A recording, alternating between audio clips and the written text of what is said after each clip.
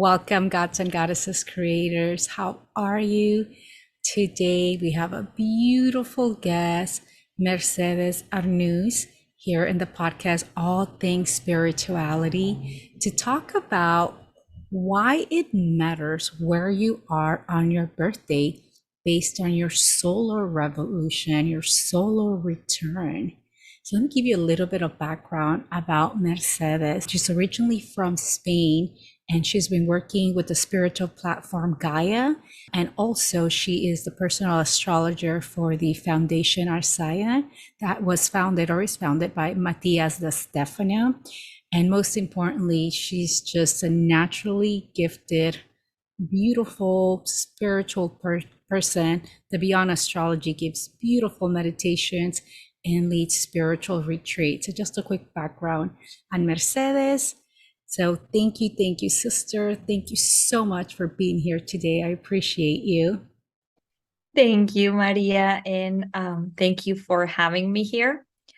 So I'm excited to see what questions you have prepared for me. I'm excited to give everyone a little piece of wisdom and knowledge on how they can apply astrology on their day-to-day lives and really how they can take advantage of this beautiful tool that the universe has gifted us with. Yes, no, thank you. And I think the first thing to people understand, especially if they're new to astrology, what is solar revolution? Is it the same thing as solar return? Are they just different names? So that you can advise them and help them plan of how they can better prepare on what their theme's going to be for that year, depending on where they are physically in the world on the day of their birthday. Yes. Yeah. So before getting to the solar return, I want to give some clarity on what an astral chart really is so that we can understand what a solar chart is and what the solar return is. So your astral chart is the picture of the cosmos and how it was looking, the order it had, the positions of every single planet, almost as if we took a screenshot of the sky from the place where we are born at the exact time, minute, and hour that we are born. So that screenshot or that capture is put into drawings, into sketches, and that's what you have as an astral chart. So your sun sign is the constellation in which the sun is at the moment, hour, and from the place that you're at and its position, right? So let's say my sun is at 21 degrees of Libra because I was born at the 21st day of the sun being in the Libra constellation, right? So every year when the sun is at 21 degrees of Libra, I am going to have my solar return, which is the position in which the sun is or was at the moment I was born. So it's very important that you see and you're familiar with your astral chart and your sun's position before doing what it's called a solar revolution chart or a solar chart. So it's something interesting to know is that not every year we have the solar return the same day, because since the year is irregular, since we have 365 days and each year the days change and the length of the year changes.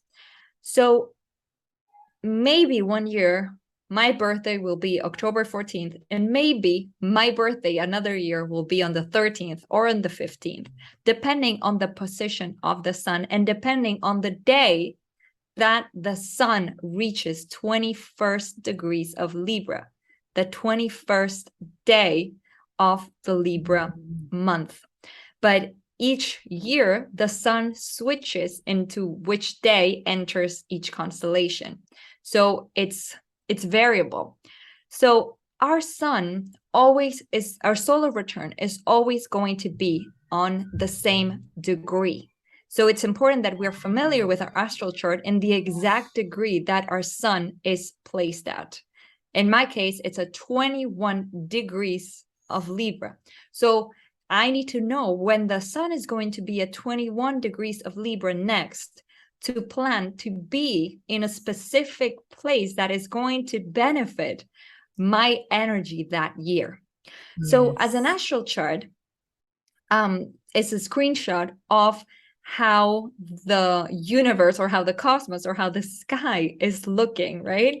From the exact moment, from the exact place that we're born. Okay. But the solar chart is a screenshot of the universe, of the cosmos, or of the skies and how it's looking at the exact moment that the sun, in my case, reaches 21st degrees of Libra. So it has to be the time that the sun reaches the same degree, the same day, the same point that it is at in the moment we are born. So that's why we need to be familiar with our astral chart and with our our sun's position at the time we are born, in order to know when our solar return is truly going to take place, because the solar return is going to be that screenshot So of important. the skies the Yeah. moment the sun reaches that exact degree. And it's not always the same day as your birthday, which A is day something that before, a people day get after, you confused. said Yeah, sometimes. it depends. It honestly depends.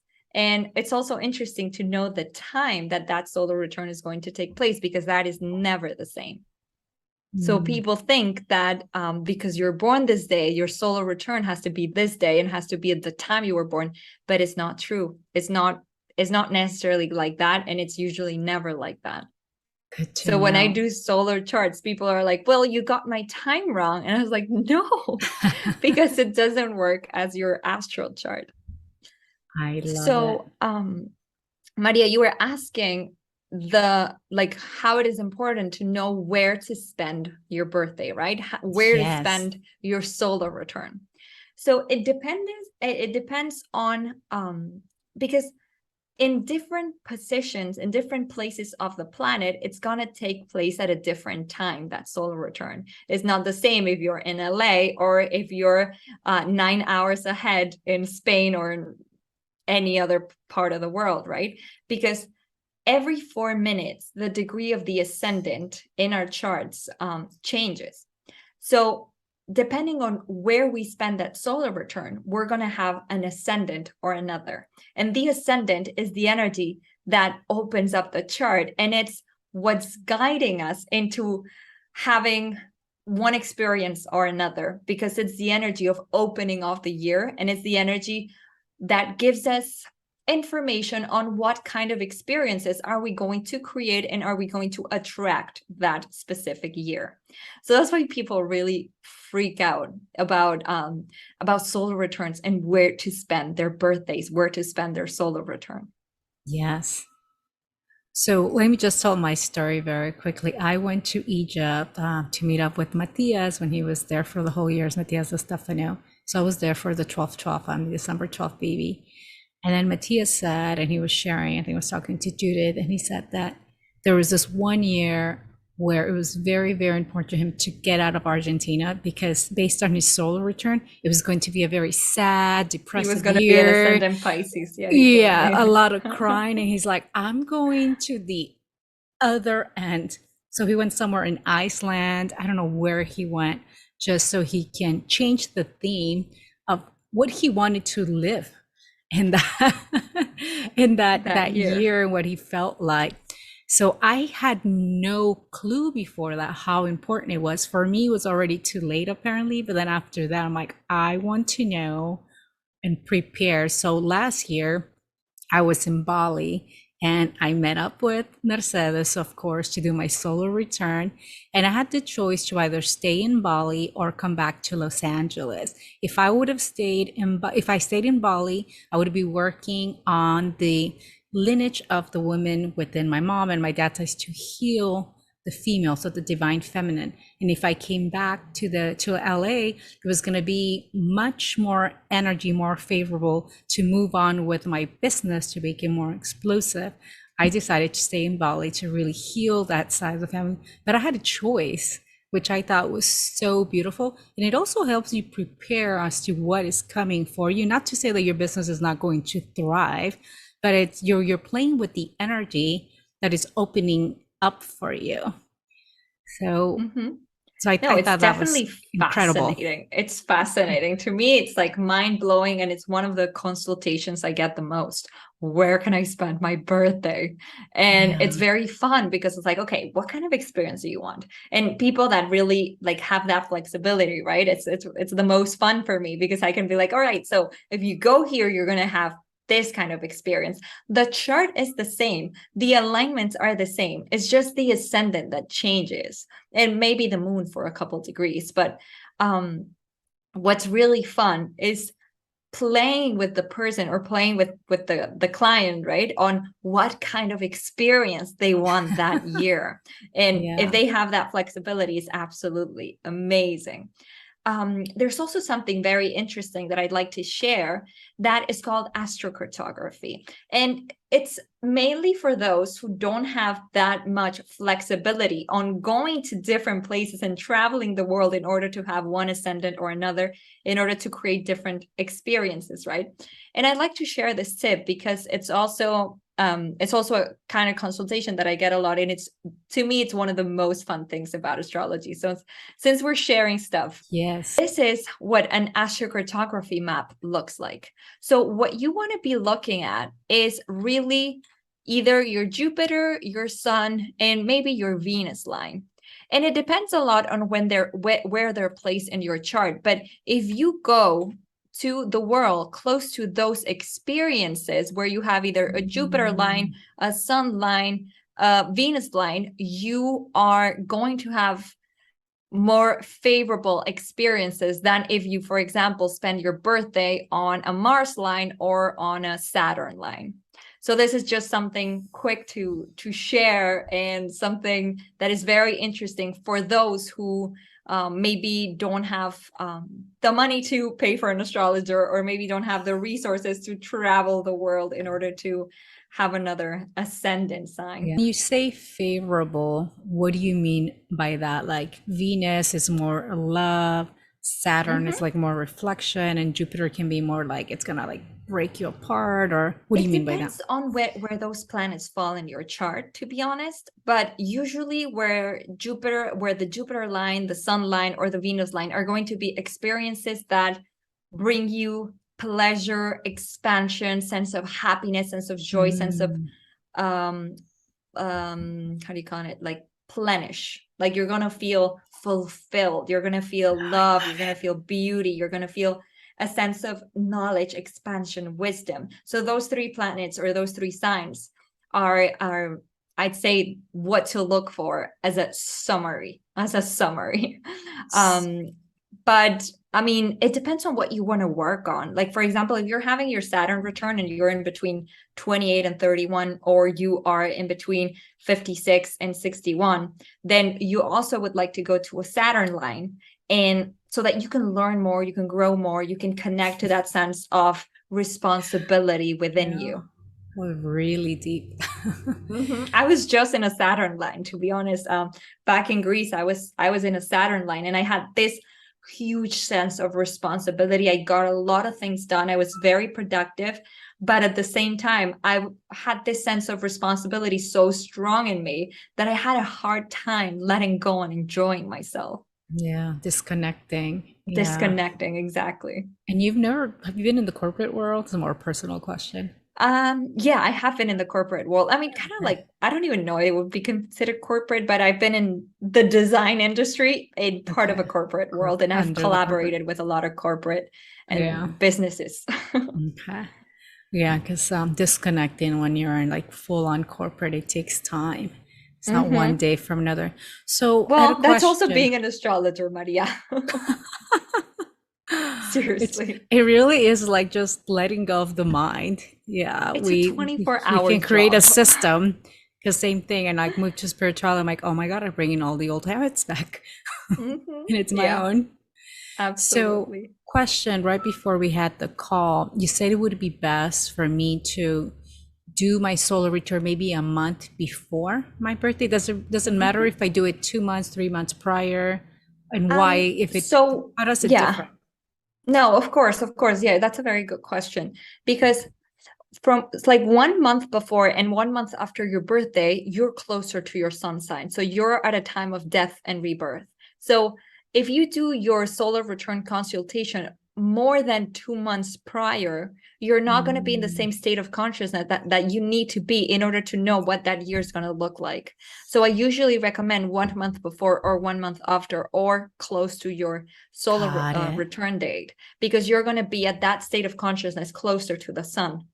You need to Mm, be in the constellation prior to yours or further to yours in order to see and know what your energy really feels like. That's why in astrology also we know that the most significant events in your life happen either the month you're born, the month you were born in, and a month prior or a month before.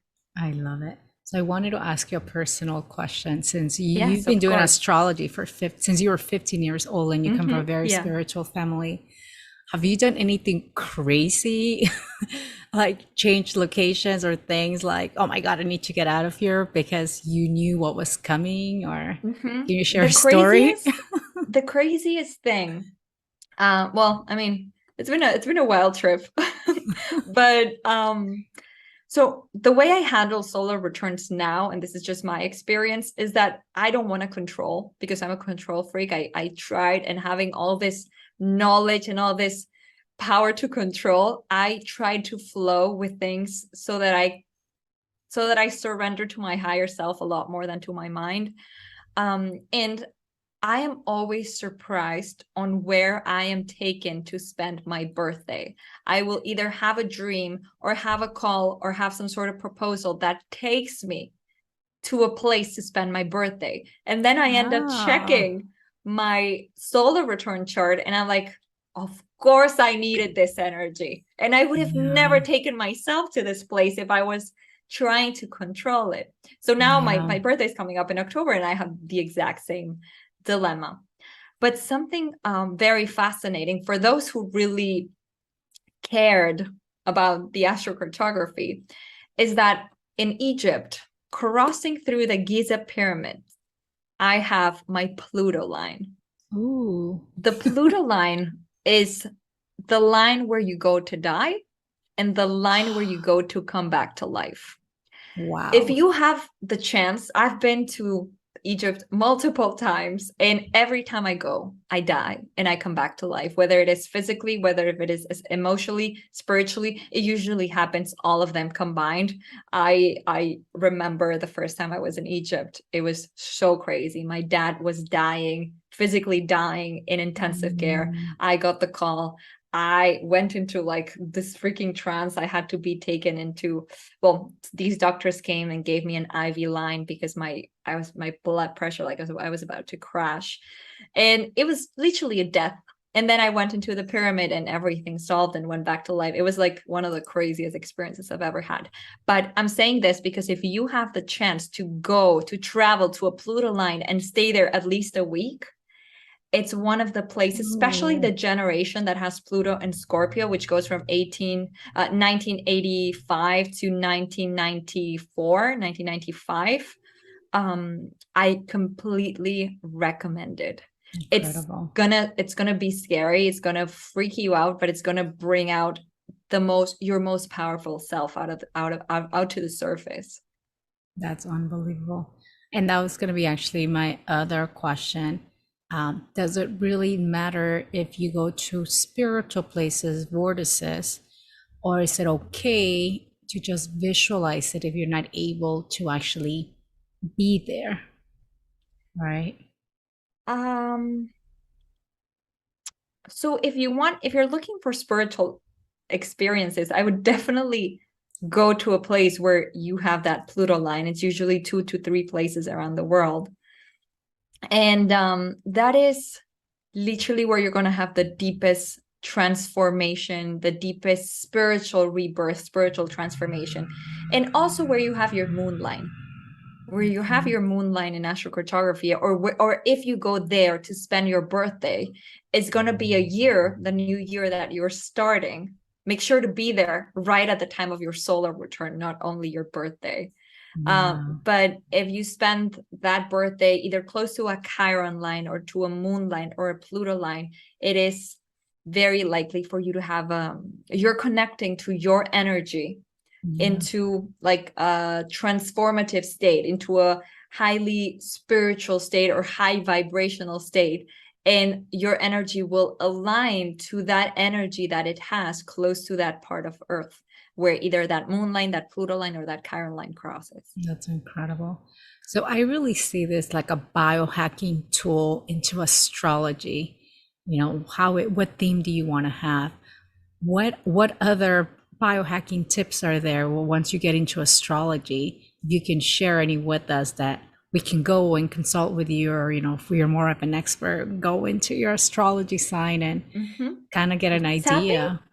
Tapping into your astrocartography, literally any human on Earth can do without the help of an astrologer. It's fun to do it with someone who can guide you at least the first time, and then you can do it on your own.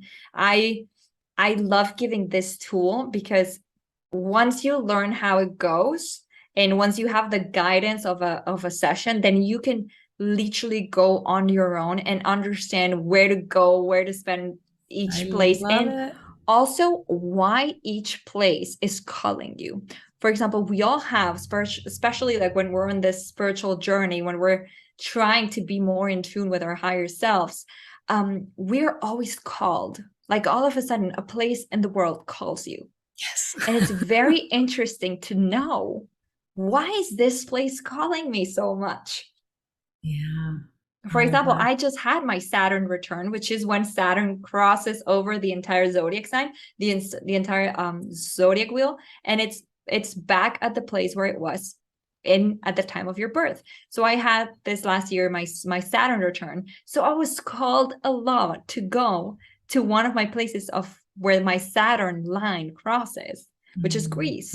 So I was there in Santorini, the volcano, and it's a place where I was connecting to my inner Saturn, my inner responsible adult that is in control of my 3D reality.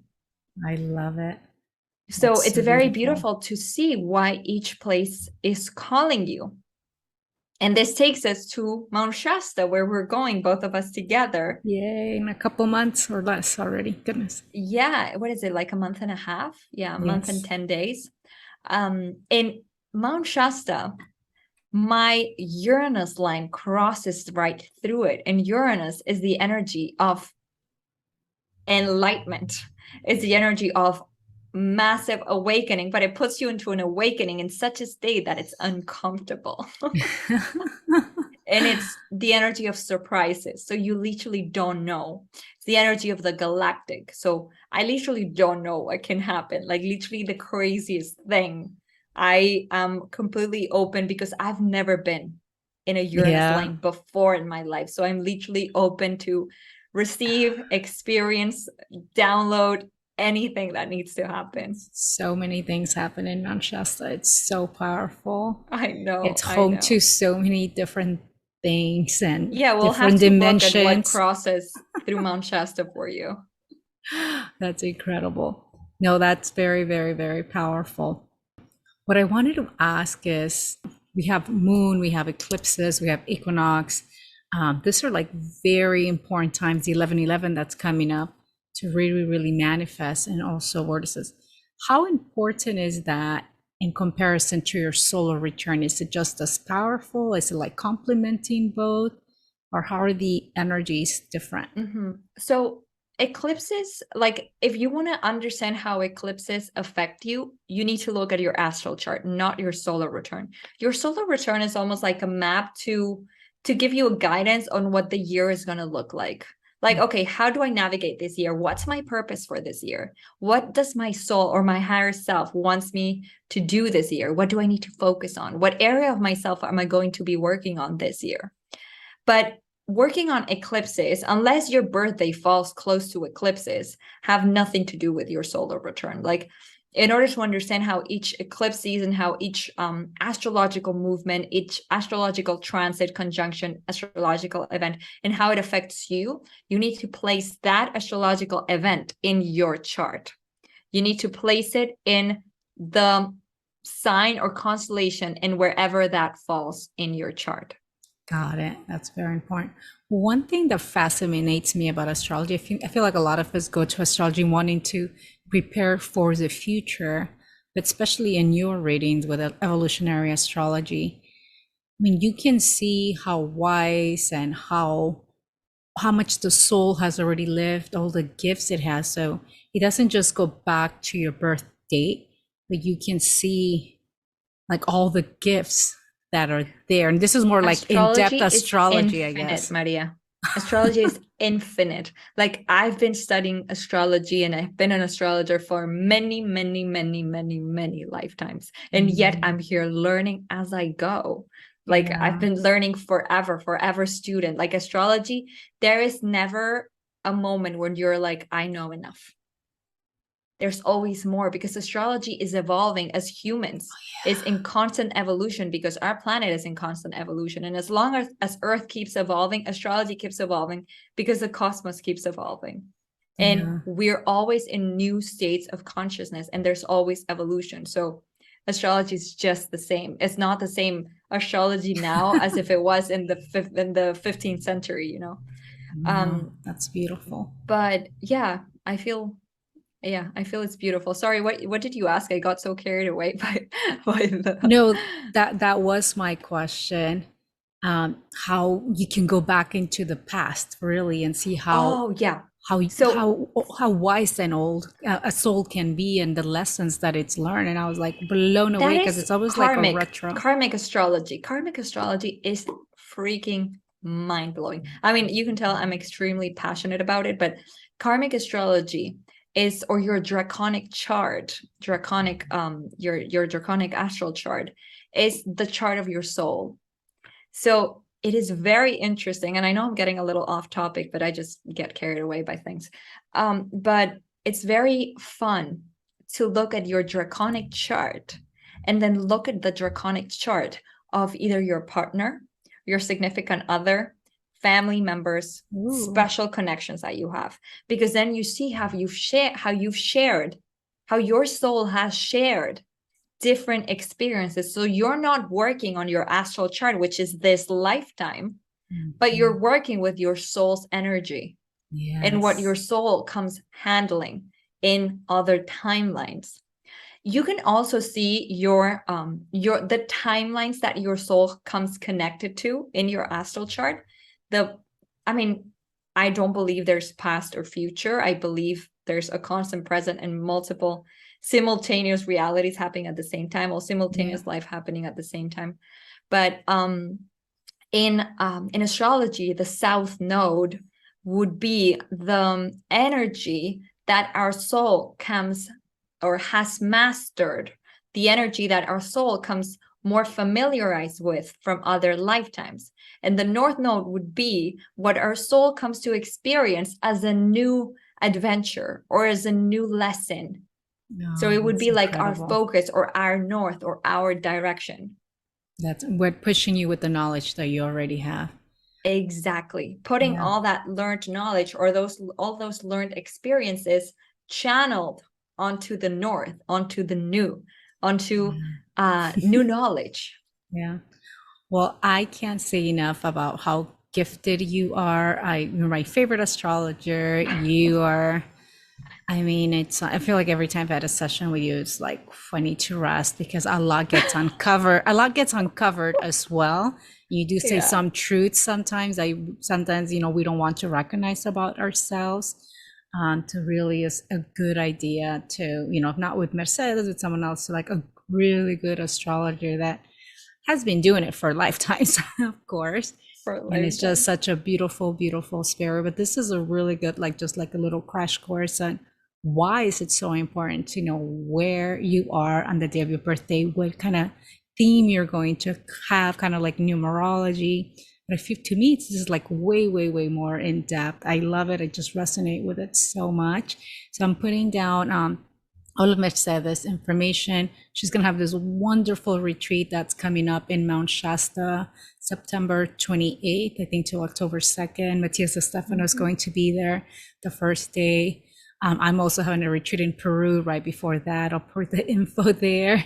And we're going to do it again, working with the Keros, the people that are from the Inca lineage. So you want to be initiated into the Inca path to become a priest, priestess, and you come back with the Misha, D&D Indian altar, so you can start doing healing sessions, for your family, for your friends, or if you're already a healer, adding another modality that really grounds you, like really sets root and connects you to the magic of nature. It's like bringing in a portal with you that connects you not only to Pachamama of the Andes Mountain, but it just opens you up to the whole world. Actually, I want to share something.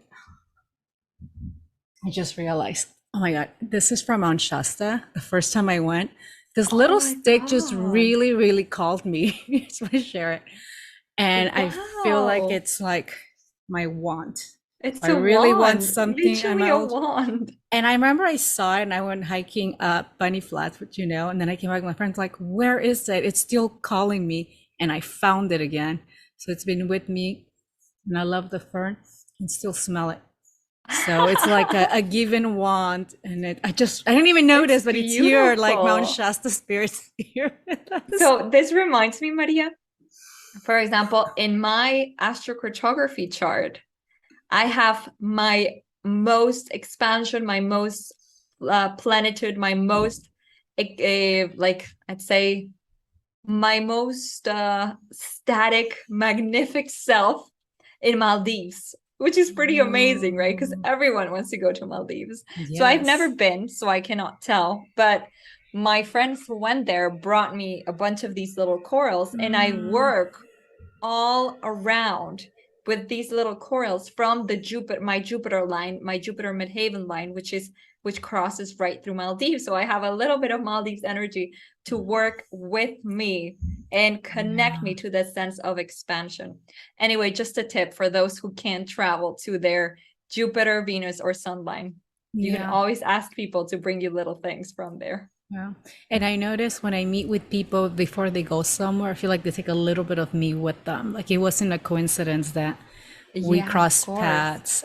Even before I left Egypt in February, Matthias went back and they went back to all the temples.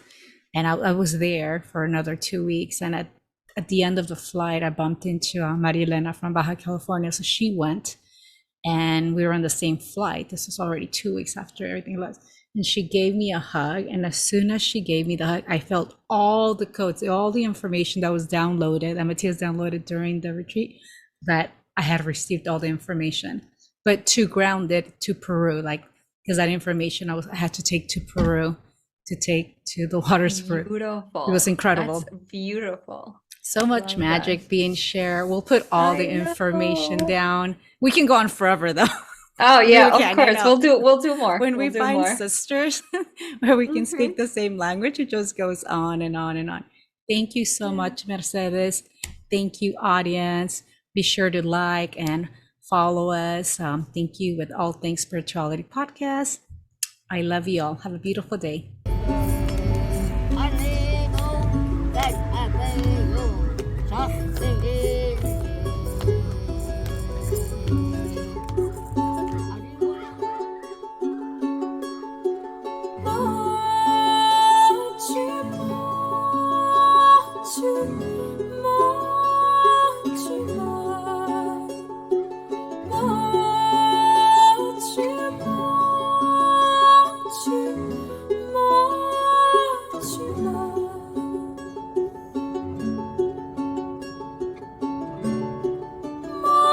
You